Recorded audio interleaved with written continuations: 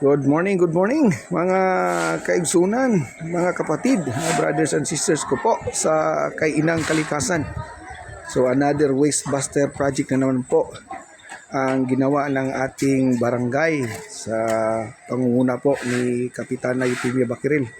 Ang ating beneficiaryo po ngayon ay ang Mahayag National High School. Ito po ang ginagawang queues po para sa ating mag-aaral. So ang gamit po na materialis natin, no, ay instead of common hado blocks ay itong ating tinatawag na eco blocks. Ito po yon mga kapatid. Ito po ay merong 1.5 kilos na plastic waste. So, kanya lang po ang paglalatag, oh. Yan, so kaway-kaway mga kaway-kaway kapatid na Juan. Oh, parang naglalaro lang si kapatid na Juan. Parang naglalagay lang ng mga ng ligo. Ganyan lang, oh. Pagkalatag ng buhos. Oh, patong mo lang yung kwan. Solid blocks natin, eco blocks. Oh, ayan. Napakadali lang po mga kapatid.